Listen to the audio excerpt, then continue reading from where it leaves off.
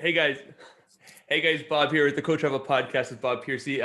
Great to be back. And today I'm actually trying something new. We got two guests on today. We have Chrissy Ford and Louisa Zylstra. We'll do it again. No, we're not starting over. We're not starting over again. But Zylstra. Thank you. It's funny. I practiced that earlier, and of course it came to the last second, and I blew it. So. Okay, Zylstra. So Chrissy Ford, Louisa Zylstra from Advanced Hygiene Consulting. Ladies, thank you so much for doing this. And hey, real quickly, how are you guys doing these days? We're good. We're good.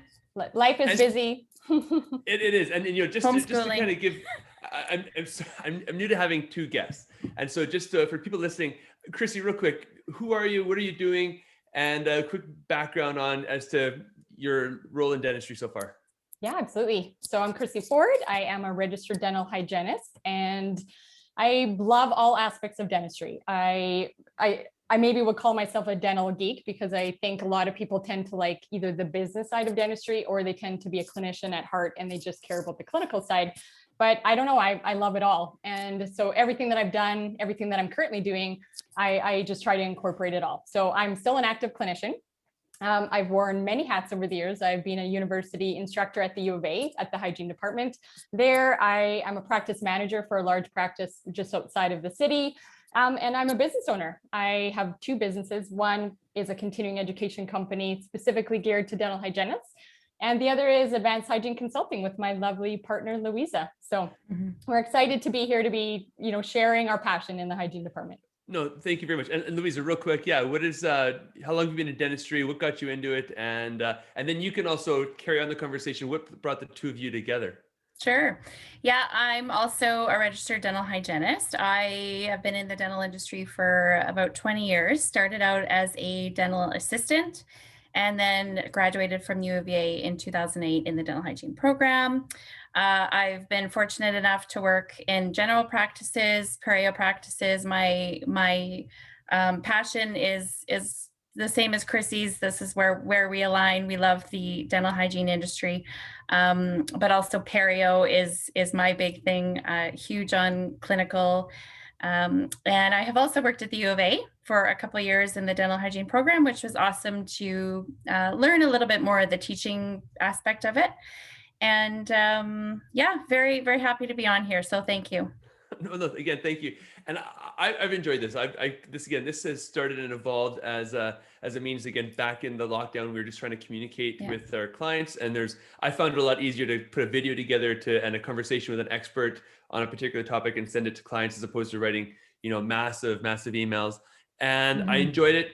Again, I used to and still listen to a lot of podcasts, not as much because I was always in the car driving between offices, but I wanted to continue this. And so again, I've really enjoyed it so far this year.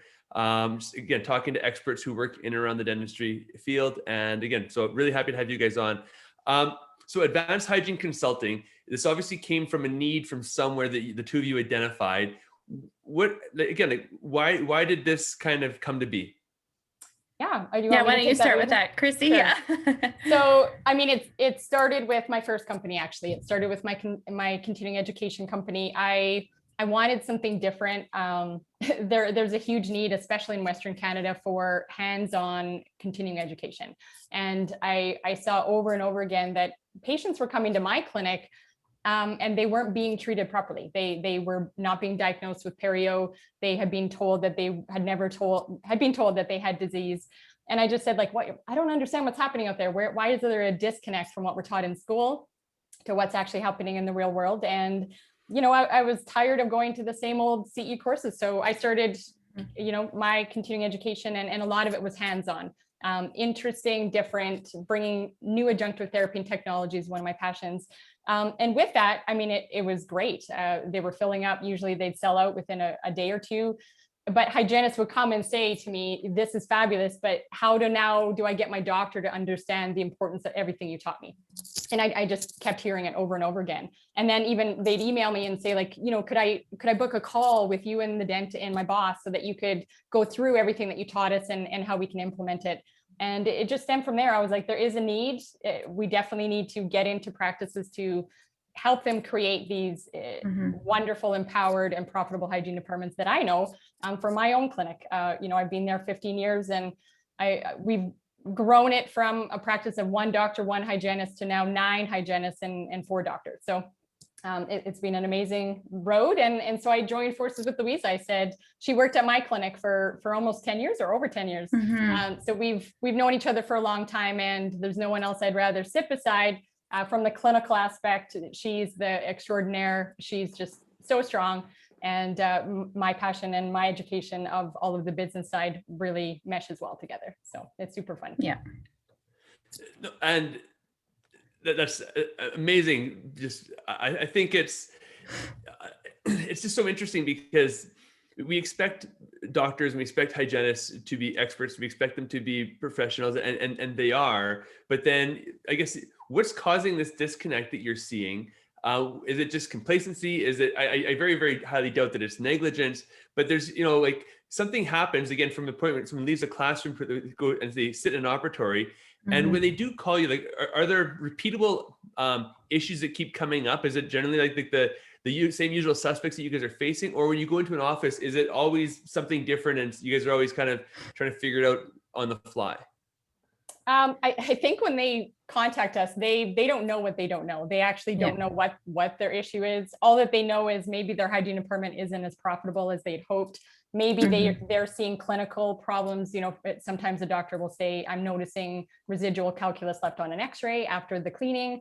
So really they're not coming to us. We don't even really advertise it. It's coming from word of mouth. So someone referred them because they had a good experience and growth. And so they'll say, how can you help me? And so they actually don't know what their issue is, but they want to know how we could help them. So that's where the start of our program is assessment. We go in, we do like a whole department assessment report and letting them know, what do we see? What are the numbers telling us? Numbers paint a picture, right? So that we don't know what's happening or why it's like that until we get into the clinic, but I can tell you what's wrong. I can tell you where you should be. Yeah. So Louisa, what does that report and assessment look like? How long does it take? And is this like a 1-page kind of thing, or is this like a document that you guys are able to go back to the office with kind of recommendations? Yeah, it's pretty extensive. What we do is we both spend a day in the office, and Chrissy does a lot of the analysis in terms of the numbers, benchmarks, where are things at in terms of production, revenue, that kind of thing. And I focus more on chart audits. And so that's really important. We go through charts that the hygienist would have seen, 6 months ago. And we just go through and we look at a number of things. Are they probing? Are they diagnosing properly? How are they treatment planning? And how are they ultimately treating the patient? How often are they recommended seeing them? And that, again, paints a huge picture in terms of what type of patient care are we providing. And then based on that, the numbers follow from there. So, and then once we gather all of our information, we put a quite extensive report together, and we sit down with the dentist and possibly the office manager, and we go through it and let them know, this is where you're at. And then we talk about a lot of our recommendations, and then it's up to them if they'd like us to go ahead and help them. So, yeah. No, and Chrissy, you said a word just a little while ago too, and when you're talking, and I wrote it down instantly, and the word is profitability. And I come across this word in dentistry talking to clients all the time. Yeah. And, dollar signs are very easy ways to gauge performance on any business. But dentistry walks that line in regards of being, a business, a privately owned business, and also being, a healthcare provider. And I've come into issues talking to doctors, again, they're owning the business, and, they're comfortable talking about dollars and profitability of different sections of the business. But when you start talking to the team about dollars, sometimes there's a concern. Sometimes it's just like, we're just doing this to make money. And their concern is that it's not about care. So how do you guys walk that line? Is that's my experience. I'm a sales guy. You guys are, the two of you are hygienists. So does it come better from you when you talk to employees about that? It does. Yeah. Yeah. I think actually when we meet with a dentist, we say straight up, we are not here to focus on numbers. We are here to focus on patient care. And once we show them all the ways and strategies that we can do that, ultimately what we want them to know is that those production numbers, all those numbers that they're concerned about, they just kind of flow into where they should be. They become very profitable and they're very happy. But I think it's linking the two that's really important for them to know. But that's what we love about our company and why we're unique, is that we only focus on the dental hygiene department and how the patient care. If you've got a very strong hygiene department, the production will automatically flow from there. Yeah. Now you just talked about focusing on dental hygiene. I guess, like the dental office is a very, very complex organism, and everything kind of reaches into itself. How often are you guys, coming in for hygiene, but then also identifying issues that are elsewhere in the office that are having the negative effect on hygiene that, again, isn't really the reason you were called in for? I mean, every aspect of every department in a dental clinic is connected, right? So having that understanding. So after we do an assessment, let's say a clinic says, yeah, I love what you might be able to do for us. Let's go forward. The very next thing that we do is a team workshop. It is mandatory that we have a full day, 8-hour workshop for the entire team. And the reason behind that is everyone is connected.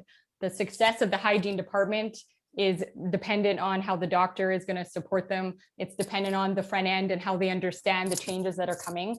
Because exactly what you said, when you hear the word consultant, the first thing your team thinks is our doctor wants to make more money. But we go in with a totally different, and we literally say to the clinicians, we are here for you and patient care. And they did right away, that wall comes down, and we say to them, the nice thing is, the lovely part of what we do is when we treat our patients properly, the rest will flow.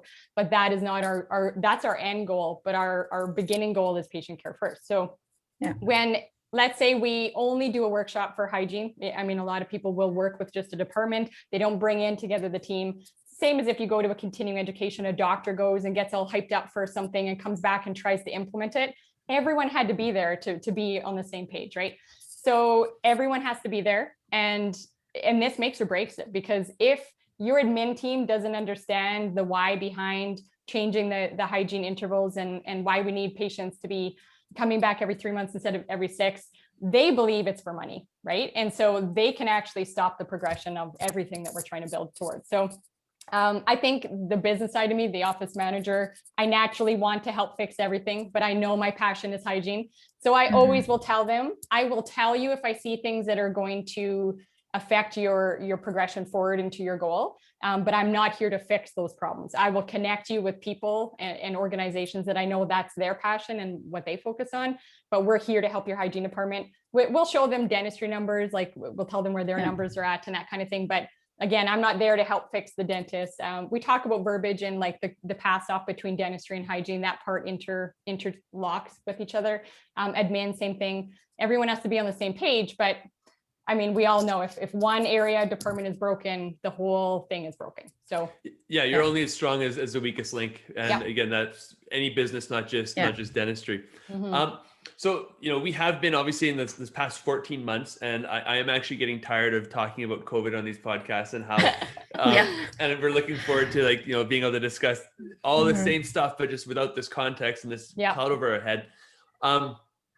So again, going back over a year now, offices were shut down. I guess at this point, offices were still shut down a year ago, and they're kind of hoping to open up soon. For the offices that you guys have been working with and communicating with, what does this past 12, 14 months look like? And is everyone back to being pre-COVID, or is there a variance, and why is that the case in, again, the offices that you've spoken with? Do you want me to take this one, Louisa? Sure. Yeah. Okay. I was just going to say, so out of the offices we've worked with, and really this is the key, if you have a strong foundation, where you came out on the other side of COVID is a good place. My office is opening a second clinic. That's how busy we are in the middle of a pandemic. So if you have a strong foundation, your hygiene department is your foundation.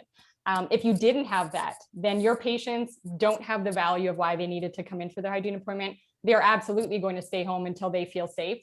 But when you have a foundation of hygiene where your patient base is so committed and understands, I do not and I cannot miss my hygiene appointment, it will be more detrimental for my health than not going. Those offices are thriving and busier than ever. A few of our very first clients that we started right before COVID, post-COVID going back, they had better numbers post-COVID than prior to COVID. So it's wonderful to see. Yeah.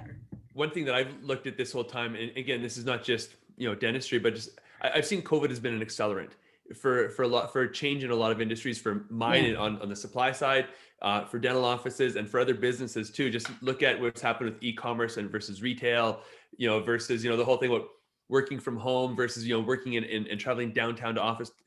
It's been an accelerant as trends were already happening, but it's sped that up. So offices that I know that were doing well and doing the right things have, their success has accelerated, and they've grown, like you talk about, being more busy than they were prior to. And I think offices that were struggling and hanging on and just kind of doing the status quo and same numbers year over year, or having a slight decline, that decline has been accelerated again because of COVID. So Sure.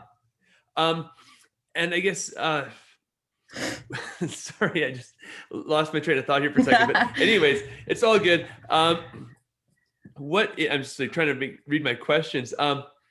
So a list of services that you guys do provide is, if you just don't mind, just kind of highlighting a few talking points, and then then the confusion that kind of happens in clinics when I'm sorry. I'm going to edit this. This is my fault. I'm trying to read these questions too much. But anyways, wow, this is fun. I know. Are you on the expanse of our services? Let's do the expanse of your services. So thank you so much. Shall I take the lead? Let me throw it to you. Okay. Let me just throw it to you. And then you take it and just like save me from this like drowning session. Okay.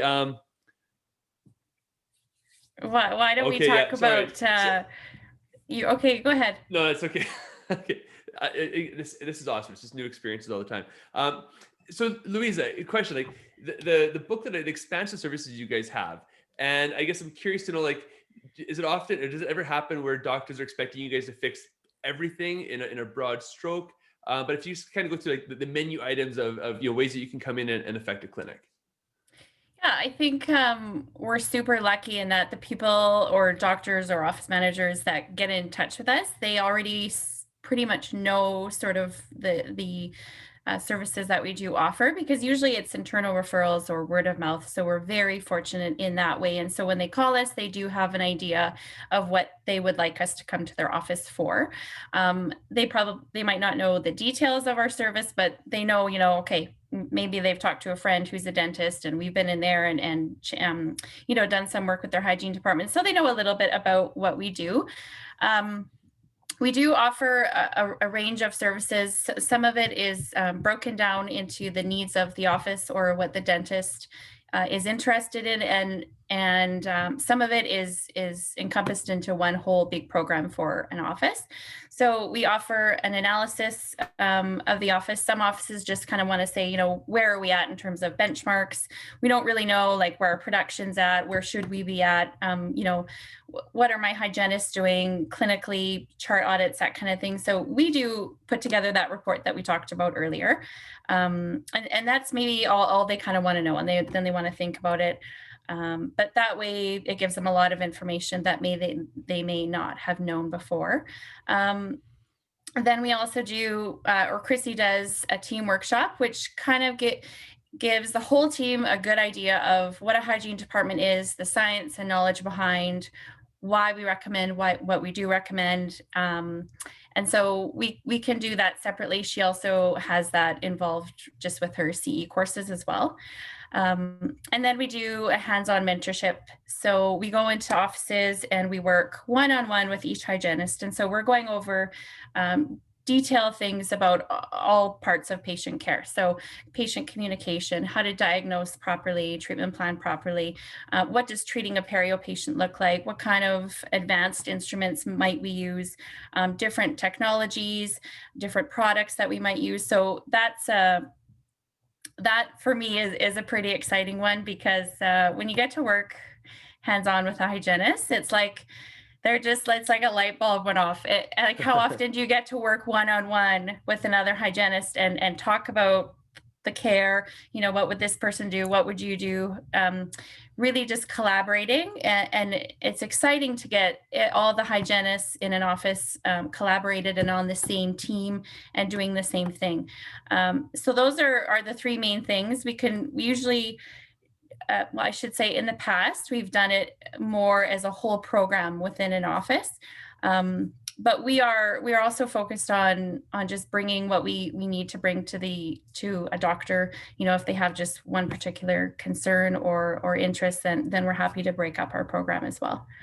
Now, I'm assuming this answer is going to vary depending upon the services that you guys are asked to do, but like what type of time frame is an office looking at for a turnaround? And I guess make it two parts, like a short turnaround, something that, touching up versus rebuilding an entire hygiene department for a clinic. And is there even an end date for the latter? Mm-hmm. You want to take that one, Chrissy? Sure. So absolutely, there's a huge variance depending what they're looking at. If we're doing an entire program from start to finish of the actual program itself, before we just kind of let them fly on their own, it's about a 6-month time frame. Now, we're not with them every day on that 6 months, but the timeline of events and program is about just about 6 months. If they're looking at just doing an assessment, hey, I want to know where I'm at. I mean, to be honest, we've actually never had someone not go forward after the assessment, to be honest. But so, I mean, the assessment itself, but we come in for that one day. Each of us are there. We do a day's worth of work, and you get back your report usually within a week. So, time frame there. The really cool thing, and I mean, this is, in any type of business, is building relationships. So for me, what I love is our two companies are totally intertwined. My CE company and our consulting company are together as one. They work in synergy. And so a lot of times, even though we're done our consulting program, I mean, I fill a lot of my CE courses for my existing consulting people, right? So they get first dibs at when a CE course is coming out, and I give them priority registration. Usually it fills before I even release it to the public. So that's wonderful. And so it's a testament that obviously they've liked what we've done, but that relationship just keeps going, right? So you become friends too, you care about and you feel proud of their accomplishments. So, I mean, quite often we do a check-in, like every month we send a little email and how's it going, and, any issues. I mean, that's not part of the program. We're not charging for that. That's just, we're excited to hear how things are progressing. So I think at the end of the day, whatever kind of program you do, you always have to remember that your team eventually, they're up here for a long time, and eventually they kind of fizzle a little bit, and eventually they need a little refresher. They need an empowerment session. Maybe they need to go on a team building event. Maybe they need us to come back in and do, sometimes they hire new staff. We get that a lot. Hey, I've hired 2 new staff members. I need some onboarding. Can you do like a mini session, a Cole's Notes of your whole big program? And I do that a lot. Now, I'm also assuming that, again, we are, in a early to mid kind of 2021. A lot of the stuff you guys have been doing has had to shift to online via Zoom. Are you still able to go into clinics and do stuff in office in person, or has most of the work kind of, again, gone online? Anything clinical, sorry, Louisa, with patients. I mean, we're in full PPE, just like you would be seeing a patient. So that part is still totally fine. If we can do it online, if it's an education session with the team, we do a lot virtually now. Our assessments, we can log into the system and do almost all of their assessments over the computer, which kind of, again, when you say silver lining, some of the things for COVID, we never would have thought of doing this outside of our Edmonton area, right? We weren't really interested in traveling across the country, but we can help offices anywhere. You want to know where you're at, we can pop into your system and do an assessment across the world if you wanted us to. I was thinking that exact thing as you're talking. And so is that something you guys are interested in doing now? Is it getting out of the Edmonton, Alberta market, or have you had contact from the offices outside of that market yet? Yeah, a little bit more on my CE side. I've worked actually with quite a few offices in the States already. And now they want to fly me down to do clinical stuff, right? Bring me and Louisa to do the actual consulting. I mean, obviously, with COVID, that's not happening anytime soon, but it's pretty cool. Like, pretty cool to think. I mean, out of all of the United States, and there's 1 million consultants, and you want to have us from Canada come down. It's awesome, but it's great. So, Louisa, I guess for that, now I'm curious about this whole US angle. Like, what differences or similarities are you seeing, with the offices here in Canada versus the ones in the US? Well, I think I'll just touch on it briefly, but Chrissy can go into a little bit more detail. But I think it's generally the same, except for different. I mean, I actually was asking Chrissy about this. They do or like even billing and how they put together their appointment. For example, perio versus a general maintenance appointment is literally completely different. And so Chrissy Moore has taken on the U.S. Offices, and so she's got a little bit more information on that. But it is a little bit different in that regard, right, Chrissy? Mm-hmm. It actually makes me really proud and acknowledge that we're lucky to live in Canada for the way that we bill. Yeah. How we bill, and this is also like one of the main things that we teach. And what is wrong with the way that our schedule currently is in most clinics is they think a busy schedule means a productive schedule. And it's the opposite. It's when we give the patient the proper amount of time, we give our clinicians time to do the assessment. All of that is billable time in Canada. So we bill off of codes and times. And so you create and you customize an appointment for your patient. And the time is kind of how you create your coding and how you get billed. In the States, though, in hygiene, it is a whole different ballgame. So they literally have a pro fee, it's called, and that's just, you know, doing a cleaning on someone that has no perio disease. But it doesn't matter if you spend 10 minutes scaling or you spend an hour scaling, you get the exact same amount of money for it. Yeah.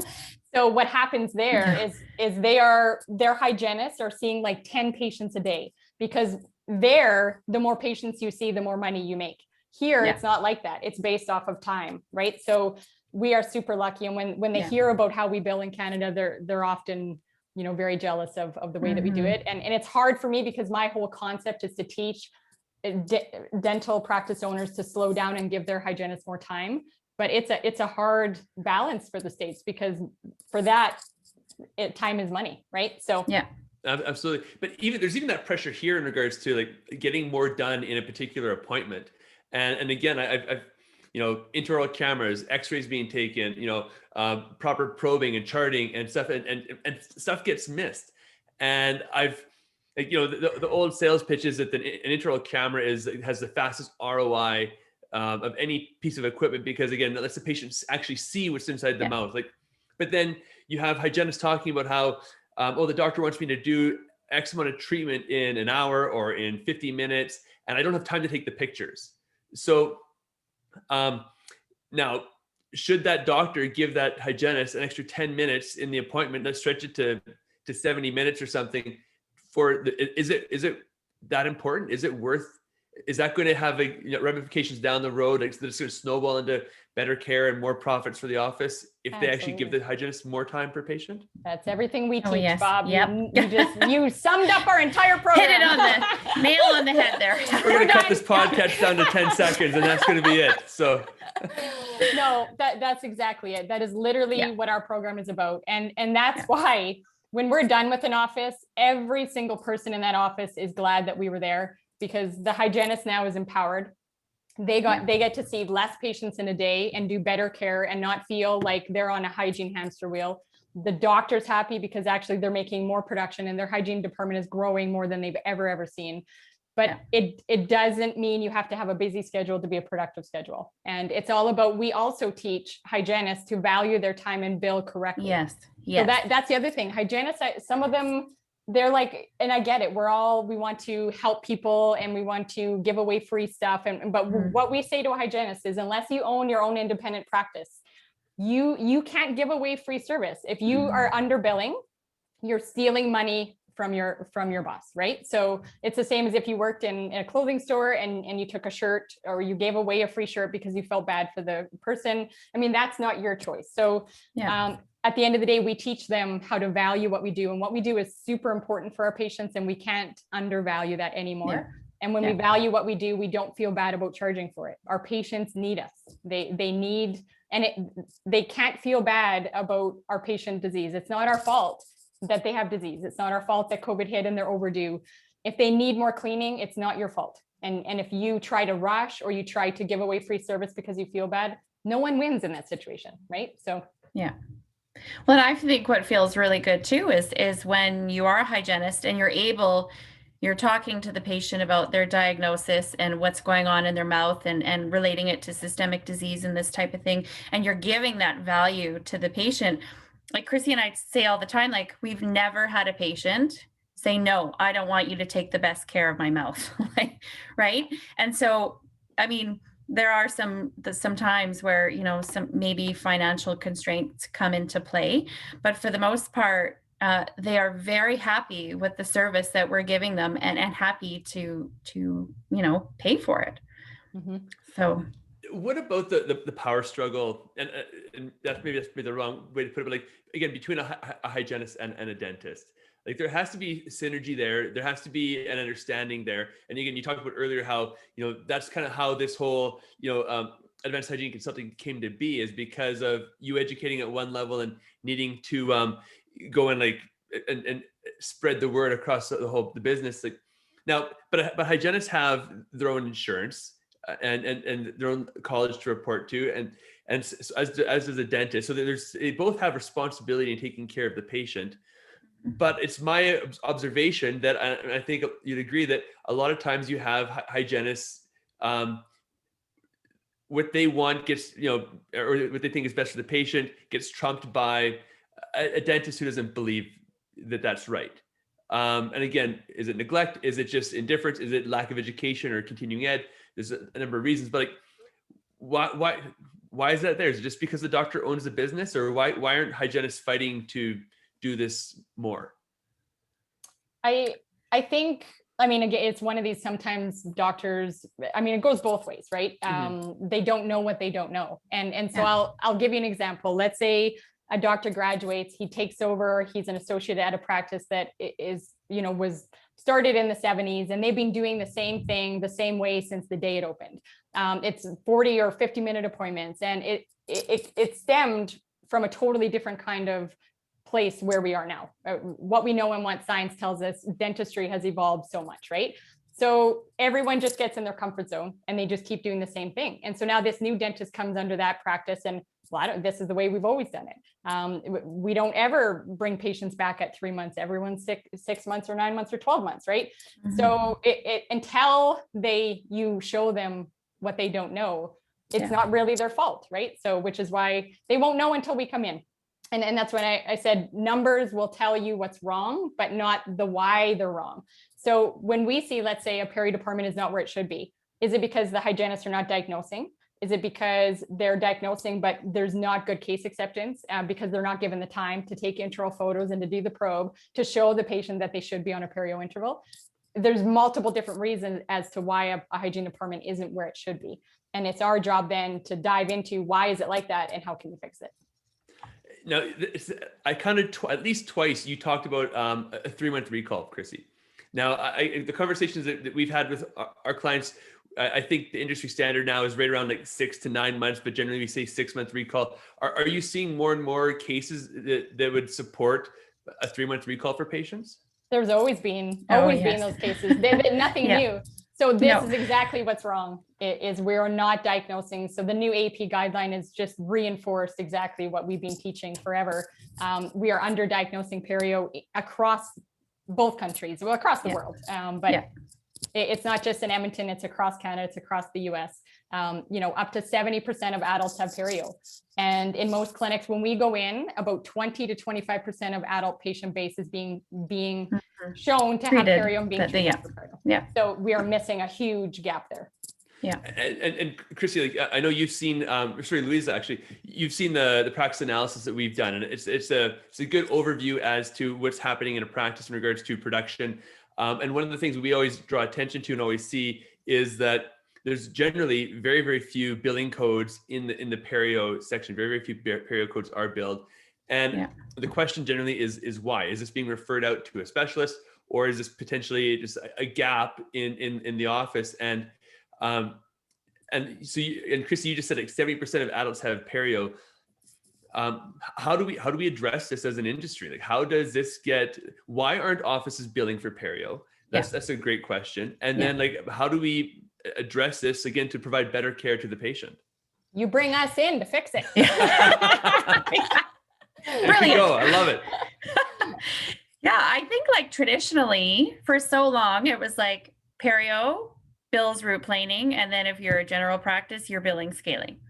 But that's actually not how it is. And so what we teach is when you see a perio patient, whether it's a maintenance patient with recession, or if they have advanced pocketing or any type of pocketing over 4 millimeters, you are allowed and should be charging the proper code, which is the root planing code. But again, I think you get into an office, you're a new grad, you're taught something.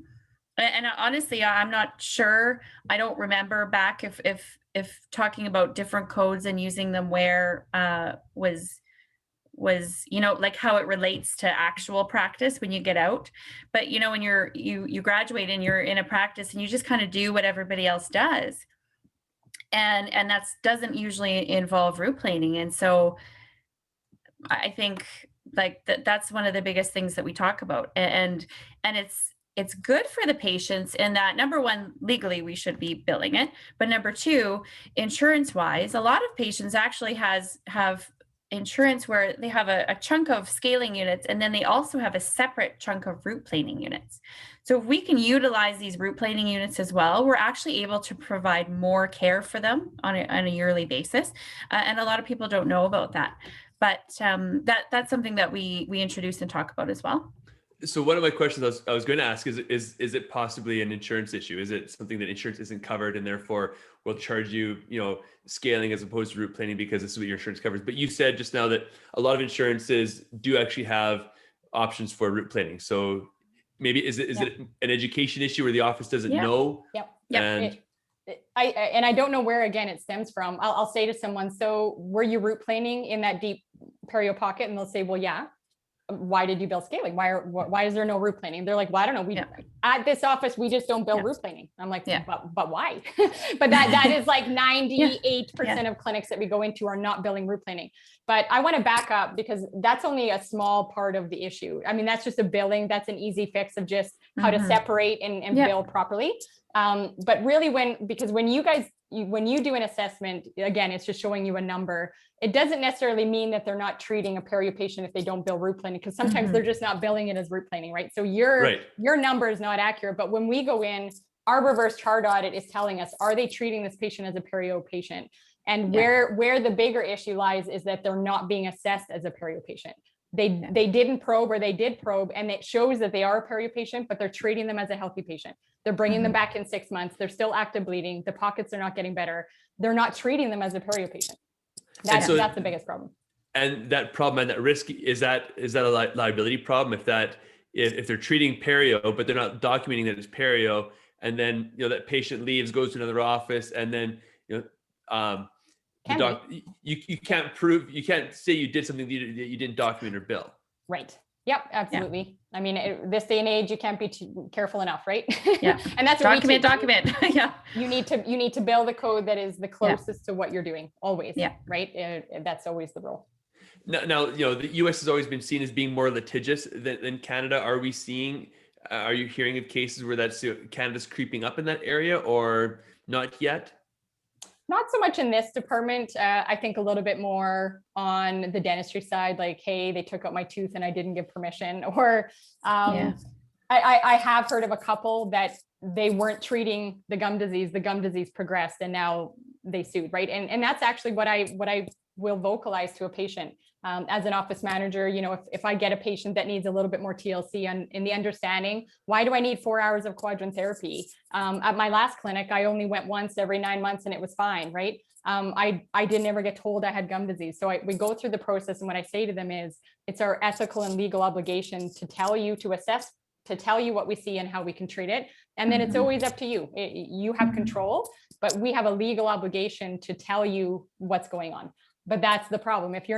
If hygienists aren't given time to probe, you miss that. And now what's going to happen if something does happen in the future, right? If they leave, and one of my very first patients, I've been with at my clinic for over 15 years. And one of my very first patients, my first week of work there, was a patient that came from an existing local clinic, but she had never been told she had perio. She was going every 6 months and had like 20 minutes of scaling.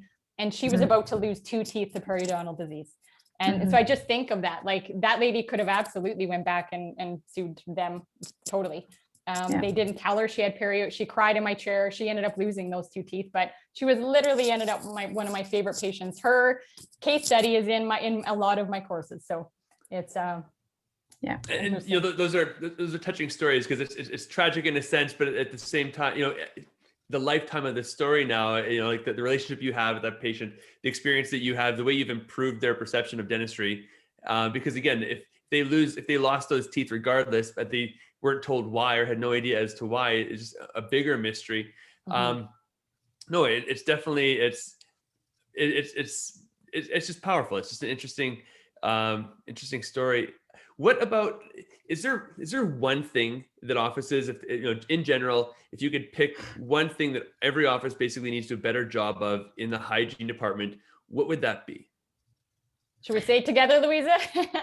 Assessments. Yeah. Assessments, diagnosis, proper treatment planning. If you don't have that, you're kind of missing everything. Yeah. Okay. And it's important to, I mean, we all learn it, but again, it's backing up, slowing down. It's having the time to do a proper assessment, which includes x-rays, full mouth probing, intraoral camera, diagnosing properly, giving the patient a proper treatment plan, and putting them on a proper perio interval. But none of that can be done, of course, if we're given an hour for 2 bite wings, a checkup, and a full mouth probe, or maybe no full mouth probe, 2-unit scale polished fluoride, right?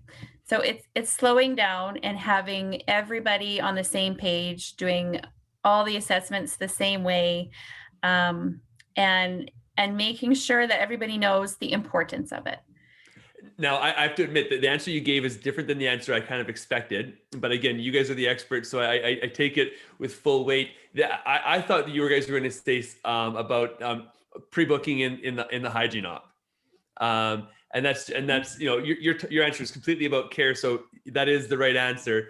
My thought on how offices are helping to make their hygiene departments, you know, more profitable, but also better care, and increasing that duration, that 6-month or 3-month standard of care, is the conversations that the doctors have, the assistants have, that the hygienists have in the operatory with the patient are about care. But there's a magic barrier that patients seem to cross, and as soon as they get to the front desk, it seems to be all about money, and that's the perception of the patient. And so, for an office to best, you know, maintain that interval, if they're able to book the hygiene appointment in the operatory with the hygienist who just did the treatment, who's responsible for the patient's care, that increases that patient's chance of not missing their next appointment, coming in on time. And that was the answer I thought. But again, that's probably the second answer. You are right. That is important. and we do absolutely recommend that. Like 98% pre-booking in your clinical chair should be happening.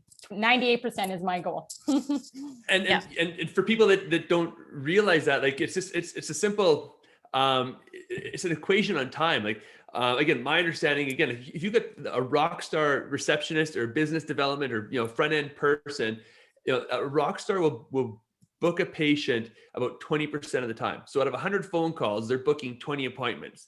And if an office just looks at how many hygiene appointments do you need to have a month to, you know, to care for your patients, and if you're not booking, like you say, 98%, at least 80% in the back, you know, how much time is happening on the front? And again, like we talked earlier, how every part of a dental office affects another part. In order to give the people at the front time to do their jobs and excel, if a hygienist or and again, doctor too, can pre-book in the operatory, it just relieves so much time on the front end. So again, Bob, I want to say something. You want to know how we get hygienists to do it? Because they will always say, if they're not used to doing it, I don't have time. Like, they want me to do too much, right? But then I say, we're going to get you more time, so that this is something that's important. But we approach it again from a clinical aspect. So we say to them, when you don't pre-book your patient, and again, just patients are busy. It's not that they don't want to come in, but by the time they get that reminder, then they forgot, but they're going to wait till they get a second reminder. Then they're going to probably forget for another 2 weeks. By the time they phone, now you're busy for another month to even get them in the schedule. So what I say to them is that 3 month, let's say they're perio, and that 3-month active disease interval is 3 months. And we do not even want to go 2 weeks past that if we're trying to treat active disease. So they're stable. And right at that 3-month mark, they're now on a decline. that is on you now. If you can't pre-book them in the back, that they're going to end up being late and their disease is not going to be as stable as it could have been because we didn't book them in the back. That's how we get hygienists on board. Wow. Yeah. Well, and also you have control of how much time you need for that patient, right? So. Yeah. So in your world too, Louisa, like the hygienist is dictating the length of the appointment for that particular patient? If the hygienist is, taking the time to do the assessments and diagnose appropriately, they should be coming up with a treatment plan at every appointment. And so they will know how much time they need. And so the advantage of booking in the back is you get higher case acceptance, and you're booking the amount of time that you need, which again is billable time. But it is challenging when you're unable to do that and you bring them to the front. And this is where our team approach and workshop and stuff like that, and having everybody on board comes into play. When the front end person obviously has understanding of, okay, the hygienist needs this amount of time, but it's often misconstrued, right? When you have bigger offices, more hygiene or more front end staff, their job is to fill the schedule and things change, right? And so you have more control as a hygienist in the back, and very important case acceptance, and the patient, they actually really enjoy it. So. Can I clarify one thing with there, Bob? Because I Yeah, please know do. non-dental people or dentists are going to misconstrue what we just said there. It doesn't mean that the hygienist gets to choose and pick how long they want to treat that patient. Yeah. So every code, and this is what we teach you, every code that your hygienist is going to create the length of the appointment based on the code that they need. So if they need 3 scale, polish and fluoride, that is a set amount of time, whether it's Jane or Sally or Marianne. Every hygienist is going to get the same amount of time to do that procedure codes. But you don't you need to say like, I want an extra 20 minutes, so I'm going to book longer. It's not that. It's all, and honestly, if you want a productive hygiene program, this is the number one thing you need to do. You need to start basing exactly the amount of time based on the codes that each patient needs. Because what we find is perio patients are not getting booked enough, and kids and easy patients that are healthy and maintained are getting too much time. So it's like no one's winning again in this situation. And softwares can help with that, right? That you can get a template together and different things like that, which can help, defaults and stuff like that. But there's so many tips and tricks and tools out there trying to help offices succeed and grow. Are there, I'm not trying to turn this into a commercial for anybody or any unpaid advertising. Is there anything out there that's kind of, that you think categorically, like, do offices need to have, like text messages and email notifications? Is that something that an office just should have? Like, what about website or any other types of, I guess, like quality of office management software? You have the big ones out there and you have smaller ones. Like, is it, can you get by with paper charts these days, as an example, versus like, if you don't have the technology, like, should offices be really looking to invest in that? I'll be honest with you, Bob, when we work with a clinic and they tell us they have Dentrix, we're like, yay, because it is so much easier to get the hygiene program where we want it, because we know that Dentrix, to be able to create those appointments and customize them is so easy. All the other software, it makes it actually, we ran into a couple hiccups where it's almost impossible for them to make those templates. And a lot of the progress really is based on that, of creating that customized program or appointment for each patient. So we love Dentrix. I mean, they're all great, but in this regard, this one thing in pre-booking, the exact amount of time your patient requires, Dentrix is amazing on that. You're where we are today. I mean, every patient expects a reminder, a text message. We don't want to be paying our front end to be making those million phone calls with everything we need now with COVID, the extra screening and all of that. I mean, believe me, the minute I could find something that I was able to do digital, that I didn't have to get my team to be phoning to do the COVID pre-screen, I was on it in a second, because it takes hours and hours and hours. You're paying someone to just phone people, right? They can be doing things that are going to make you, better production and better patient care. Let your software do it. Absolutely. Now, this has been fantastic. I've really enjoyed this conversation. It's been educational for me. Again, I think it's something that's vitally important that offices need to be aware of. But moment of truth right now. You know, we can't succeed all the time. At least I definitely don't succeed all the time. Is there time? Have there been times have there been times you've been brought into practices and it just didn't work out for any? Like, what are those reasons? And what did you guys kind of learn from those experiences? Do you want me to take that one, Louisa, or you want to go? Louisa, go for it. Yeah. No, I was just going to say that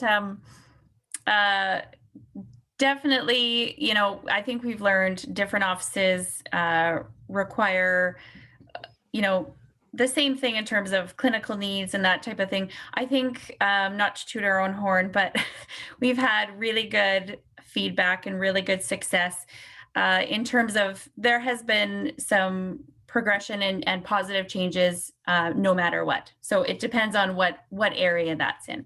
A lot of the times it's clinically, you know, the hygiene department has maybe excelled in terms of now we've made some changes and we are spending that extra time on perio patients, or we are doing full mouth probes and working on diagnosing and treatment planning properly.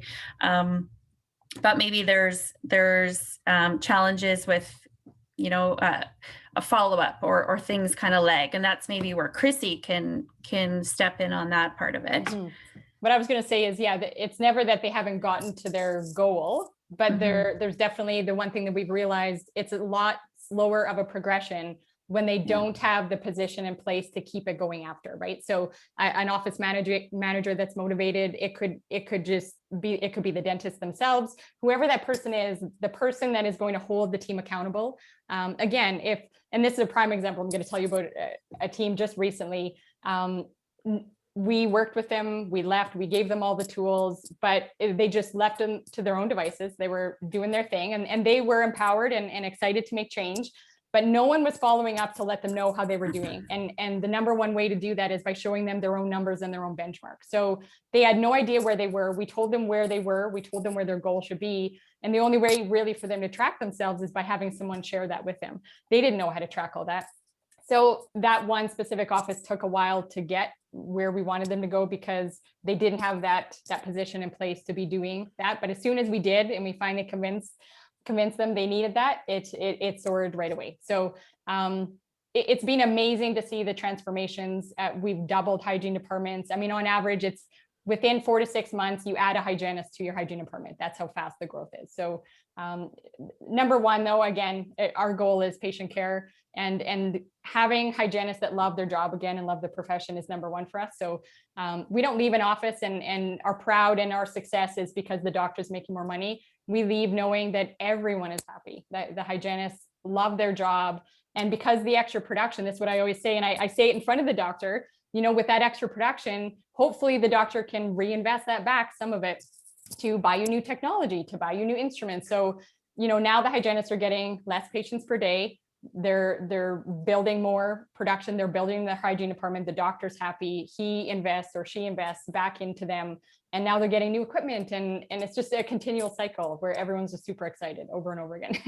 It's awesome. It sounds like the best environment to be in, and it sounds like an environment that everyone, you're running, again, a business, whether it's dentistry. That's you want that growth, you want that revitalization, you want that energy, and it just sounds amazing. Is there anything else that you wanted to bring up today that I haven't asked, or anything else you wanted to kind of mention before we wrap this up? Maybe I'll just touch on it. I mean, just if there's any clinicians like hygienists and stuff listening, to let them know, like, again, we have so many fun things on the go. I mean, we have our consulting and doing that, but something that's a little bit new to us, we're starting to realize that it's wonderful to work with an entire office. A doctor hires us to come in, and, you know, it's a big program and they're investing the money, but it's not very often that a hygienist can afford to hire us just themselves, right? So maybe the doctor doesn't want the whole thing, but a hygienist is really struggling clinically and they're looking for that clinical help. So we've decided that we're starting to put some clinical mentorship packages together for clinicians, putting, you know, maybe we wait until we have 3 or 4 that are looking for that, putting them together. And then we're actually going to be using people from the community that are in need. So perio patients that don't have insurance and they haven't been able to get the care that they've needed. So we're putting community people in need with hygienists that are really struggling, putting that together. And so we're really looking forward to that. Yeah. The RDH Mentorship Society is one of our new facets of, it's all free CE, where every month we're, supplying a new topic, and we do it all for free, just to again, empower and build our profession.